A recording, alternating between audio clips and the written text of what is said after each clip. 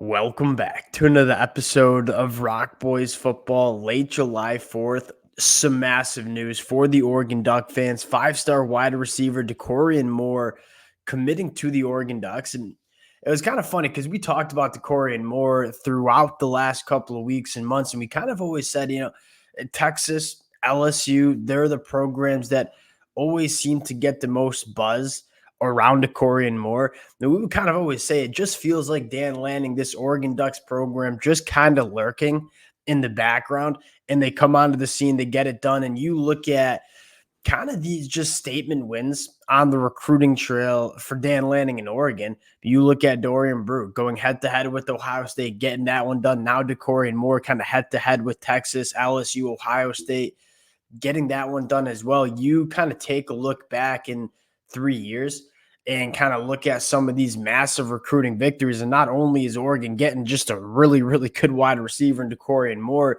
you're kind of taking that really good wide receiver away from a lot of the programs that you're going to be competing for national championships, right? Specifically Ohio State in the Big Ten. I mean, when you consistently kind of win some of these recruiting battles, Dorian Brew, Dakorien Moore, not only is that making your team a heck of a lot better over the next couple of years, those are also massive in terms of winning the Big Ten and kind of that power structure that we see playing out. Dan Lanning, the Oregon Ducks, they're absolutely cooking. I think there's a legitimate chance they finish with the number one class in the country if a few other things fall their way. Want to do a couple of different things. One, we'll talk about Dakorien Moore. I don't know if we'll dive into the film as much as we normally do with commitments, because if you're an Oregon fan, you've probably already seen some of the film, and you just kind of know Dakorien Moore is kind of that guy. But I also want to talk about the other things that we're seeing with Oregon on the recruiting trail. Before we get into it, just want to say thank you to you guys and to the Oregon fans. The amount of support over the last couple of weeks has been absolutely amazing. Can't thank you guys enough. If y'all do enjoy the content, consider subscribing to the channel. And without further ado, let's get into Dakorien Moore. One thing I do want to talk about is, the conversation around NIL. And I feel like you're going to see a lot of programs and opposing fans from across different programs look at Oregon and say they're just buying really good players. Two things. One, playing ball with the NIL department, that's one of the biggest parts of recruiting in the modern era, right? You look at some other coaches and why they don't seem to be having as much success as they used to. I think a guy like Chip Kelly is the perfect example. When you are a head coach of a premier program across the country, yes, coaching your X's and O's on the football field, it certainly matters, but there's a lot more to being a head coach, running a program like an Oregon Ducks program than just what's happening on the field. Raising money, talking to boosters, kind of organizing some of that and organizing some of that administrative type of stuff. So for these college fans that look at Oregon and say you're only winning out because of NIL, I don't think that's necessarily the slam dunk that a lot of people think it is, because it is part of the game right now, and part of being a good head coach at the Power 5 level is being able to organize those kind of things. I think the second thing you want to talk about is, I think the addition of Rashad Samples to this coaching staff, dynamite. You look at Rashad Samples, kind of a linchpin in the state of Texas in terms of relationships and what he can do going to the state of Texas and winning out. You're seeing Junior Adams is a wide receiver coach, just having himself a class, right? We've seen that, but I think Rashad Samples kind of giving the assist in terms of the state of Texas, that's massive. And I think one of those things that you look at for Oregon is, Oregon's one of those unique programs that they don't really have a blueprint. Now, their blueprint's probably kind of in California. That being said, a lot of other programs, Texas, recruiting the state of Texas, Georgia, recruiting the Southeast. You look at Miami or Florida, recruiting the state of Florida. You look at Oregon and say, they're going to go nationally. And so having these guys like a Rashad Samples, who is kind of an ace recruiter in the state of Texas, that's huge, right? Because then you can go to the state of Texas and land some of those top kids. You can go to the state of Florida, land some of those top kids. And you look at Oregon's class in 2025, it's scattered around the country, right? You're taking care of California, but you're also going into the state of Texas. You're going into the Southeast. You're going into the state of Florida.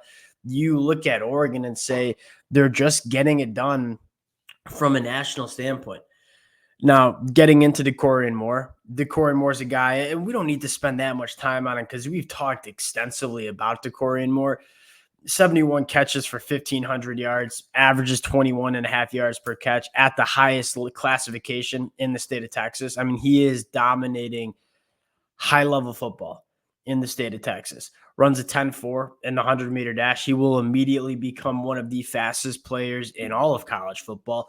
But I think outside of that, you kind of start talking about, okay, he can win vertically. He can win at the catch point. He can start by creating separation. He can win after the catch. There are just so many different ways that Dakorien Moore can impact a football game that you look at this Oregon offense and say he's going to be a guy that you can just run your offense through because of the amount of different ways that he can kind of make those explosive plays happen.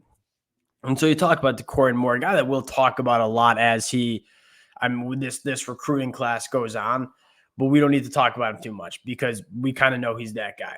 You look at Oregon's class in 2025, you got 15 commitments, you got the number 5 class in the country.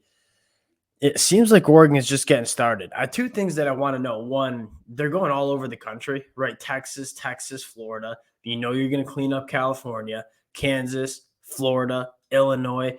I think one of the things that stands out to me the most is, we are just going everywhere to grab our talent. And I think secondly, you look at the quality of talent that's coming in. They have 15 commits in the fold.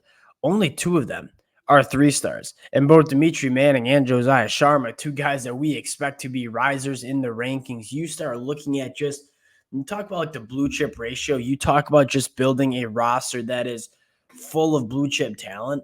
That's what Oregon's doing in this 2025 class. It is blue chip city for Oregon. What I think is most exciting is it doesn't sound like they're done necessarily, right? You look at 5-star defensive back DJ Pickett from the state of Florida, that Tampa area. It sounds like Oregon is the program to beat for a guy in DJ Pickett who can play boundary cornerback, could play safety, one of the more freakier athletes that we see in the 2025 class. And then you look at another kind of defensive back / linebacker hybrid in Jonah Williams. It also sounds like Oregon's probably the leader in the clubhouse for Jonah Williams. And so we start looking at, kind of what Oregon is doing and trending for in the 2025 class. You see a really, really deep and complete class. But I think more importantly, you're going to see them fill in some of that top-end talent in this 2025 class as well. For the Oregon fans, I apologize that we weren't able to get on this right when it happened last night. The boys were out watching some fireworks. Appreciate you guys rocking with the boys this morning. If y'all do enjoy the content, consider subscribing to the channel, and we'll talk to y'all later. Peace.